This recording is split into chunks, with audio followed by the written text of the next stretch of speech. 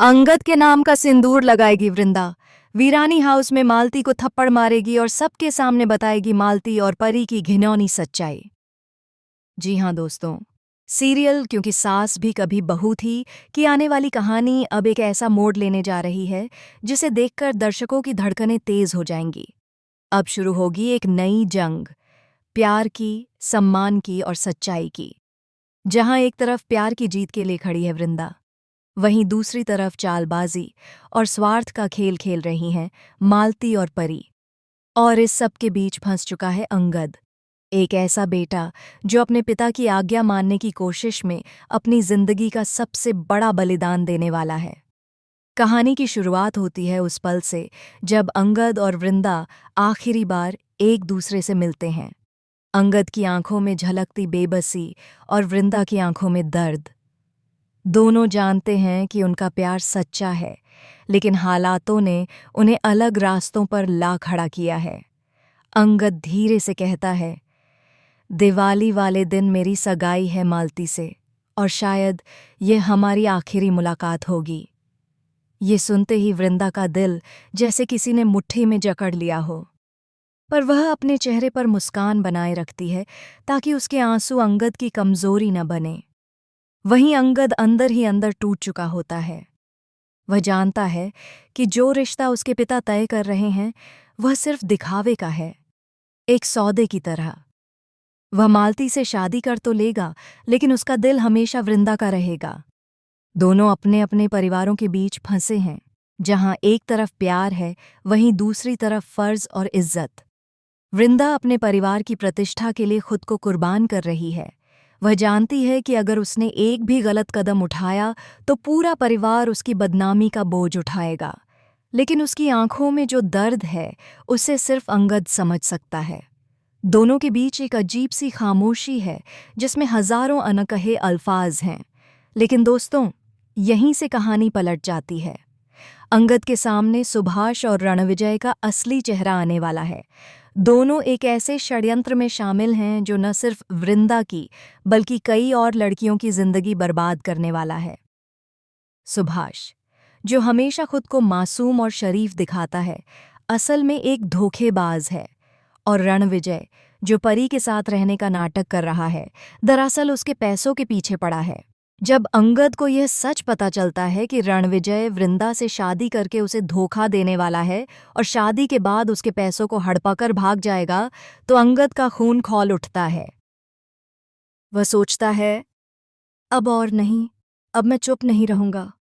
वह गुस्से में तिलमिला उठता है और अपने दिल की आवाज़ सुनने का फैसला करता है। वह भागता हुआ उस जगह पहुंचता है जहां वृंदा रो रही होती है। अंगद उसकी आंखों में देखता है और कहता है, अब बहुत हुआ वृंदा, अब मैं तुझे किसी का शिकार नहीं बनने दूंगा। वह अचानक सिंदूर उठाता है और सबके सामने वृंदा की मांग में अपने नाम का सिंदूर भर देता है। पूरा घर सन्न रह जाता है। मालती के हाथों से आरती की थाली गिर जाती है। परी के चेहरे पर डर और गुस्से का मिलाजुला रंग आ जाता है। रणविजय की आंखें फैल जाती हैं। वृंदा कुछ पल के लिए स्तब्ध रह जाती है क्योंकि उसने कभी नहीं सोचा था कि अंगद इतना बड़ा कदम उठाएगा। लेकिन उसके दिल के किसी कोने में राहत भी होती है, क्योंकि आखिरकार सच्चा प्यार अपने हक तक पहुंच गया है। इसके बाद अंगद वहां से चला जाता है। पूरा वीरानी हाउस गुस्से और अफरा तफरी से भर जाता है। मालती चिल्लाती है, उसने ऐसा कैसे कर लिया? मेरे साथ ऐसा धोखा!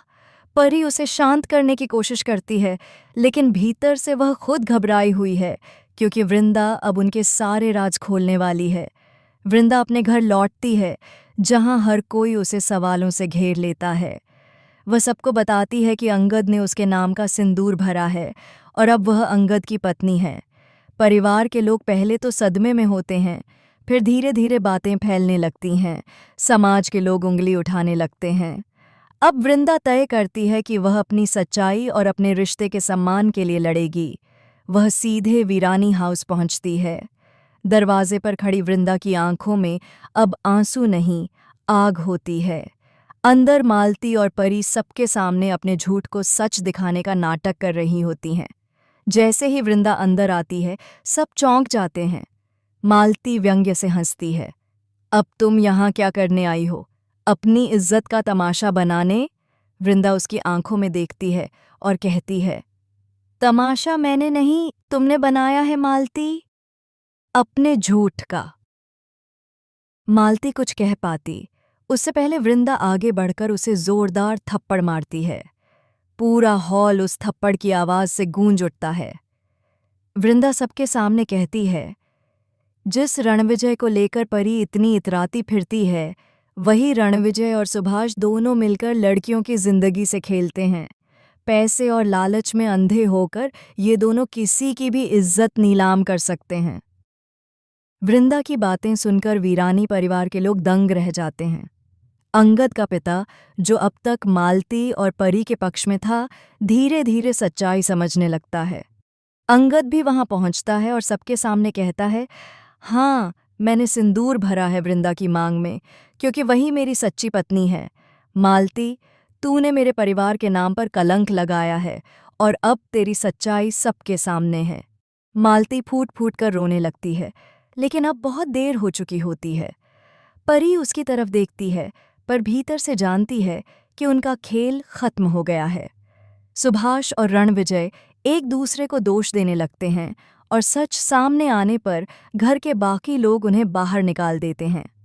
वृंदा धीरे से कहती है, मैंने कभी किसी से कुछ छीना नहीं, बस अपने प्यार का हक मांगा था।